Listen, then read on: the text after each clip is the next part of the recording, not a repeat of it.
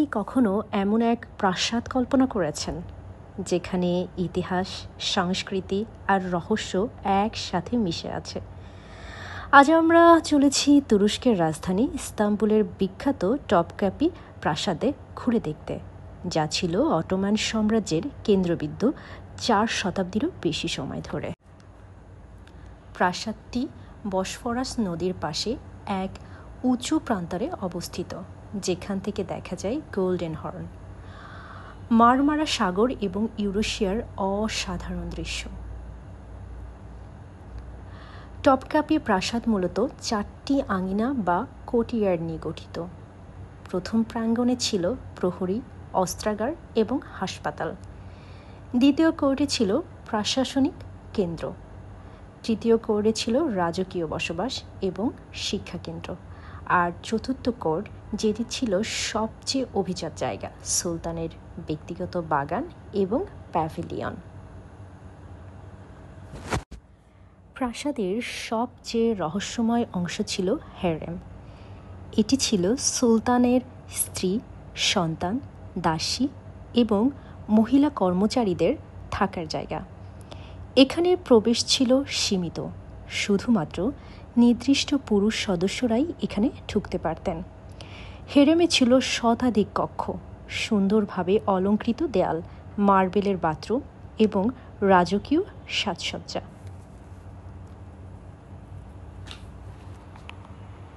1453 সালে যখন সুলতান মুহাম্মদ দ্বিতীয় কনস্টান্টিনোপল দখল করেন, তখন তিনি এই প্রাসাদ নির্মাণের নির্দেশ দেন। এটি 1478 সালে সম্পূর্ণ হয় এবং প্রায় 400 বছর ধরে, অর্থাৎ 19 শতকের মাঝামাঝি পর্যন্ত, অটোমান সুলতানদের বাসভবন এবং প্রশাসনিক কেন্দ্র হিসেবে ব্যবহৃত হয়। টপকাপি প্রাসাদ মানে কেবল রাজকীয় বসবাস নয়, এখানে ছিল সাম্রাজ্যের সবথেকে গুরুত্বপূর্ণ সিদ্ধান্ত নেওয়ার জায়গা, ইম্পেরিয়াল ডিভান, যেখানে সুলতানের মন্ত্রিসভা বসত। টপকাপি প্রাসাদ আজ একটি জাদুঘর হিসেবে পরিচালিত হচ্ছে। এখানে আছে সুলতানদের ব্যবহার করা তলোয়ার, রাজদণ্ড, মুকুট, পোশাক, এমনকি হজরত মুহাম্মদ সাল্লাল্লাহু আলাইহি সাল্লামের ধর্মীয় নির্দেশন। আরও রয়েছে দাঁতের অস্ত্র, তলোয়ার এবং চিঠি, যা মুসলিম পর্যটকদের জন্য বিশেষভাবে গুরুত্বপূর্ণ।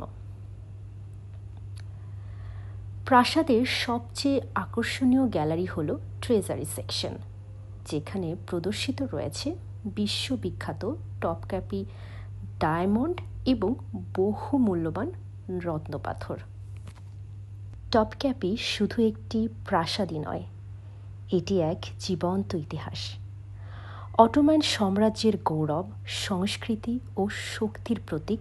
এই স্থাপনাটি আজও চোখ ধাঁধানো সৌন্দর্য এবং ইতিহাসের সাক্ষ্য বহন করে চলেছে। যদি কখনো ইস্তাম্বুলে ভ্রমণে যান, তবে টপকাপি প্রাসাদ আপনার তালিকায় প্রথম দিকে রাখুন, কারণ এখানে ঢুকলেই আপনি এক ঐতিহাসিক সময়যাত্রায় চলে যাবেন, যেখানে সুলতান, উজির এবং রাজকীয় ষড়যন্ত্রগুলো যেন আজও প্রতিধ্বনিত হয়। টপকাপি প্রাসাদের সবচেয়ে আকর্ষণীয় ও আলোচিত অংশগুলোর একটি হল এর রত্নভাণ্ডার বা ট্রেজারি বিভাগ। এই অংশে সংরক্ষিত আছে অটোমান সাম্রাজ্যের শাসকদের সংগ্রহে থাকা অমূল্য রত্নপাথর, অলঙ্কার, সোনার তরবারি, মুকুট এবং ঐতিহাসিক বস্ত্র। তবে এদের মধ্যে সবচেয়ে বিখ্যাত হল টপকাপি ডায়মন্ড। এটি বিশ্বের অন্যতম বৃহৎ এবং মূল্যবান হীরকখণ্ড, যার ওজন প্রায় 86 ক্যারেট।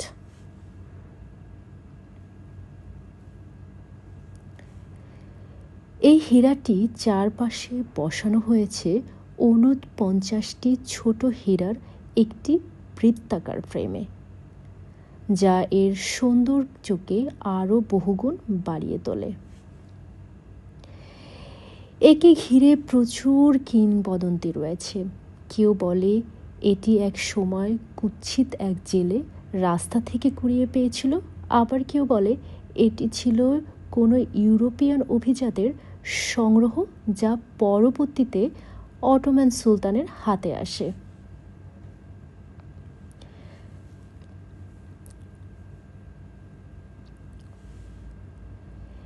এছাড়াও ট্রেজারিতে আছে সুলতানদের স্বর্ণখচিত তরবারি ও ঢাল, রত্নপাথরে মোড়ানো সিংহাসন, এমেরাল্ড, রবি, সাফায়ার ইত্যাদি অগণিত রত্ন, এবং ইসলামিক ঐতিহ্যের অংশ হিসেবে সব কিছু ধর্মীয় শিল্পকর্ম।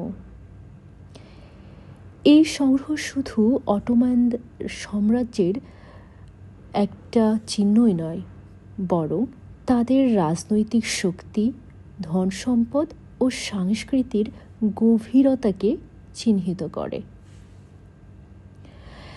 টপকাপি প্রাসাদের এই রত্নভাণ্ডারে প্রবেশ করলে মনে হয় যেন ইতিহাস নিজ হাতে সাজানো এক রাজকীয় জাদুঘরে আপনি হেঁটে যাচ্ছেন।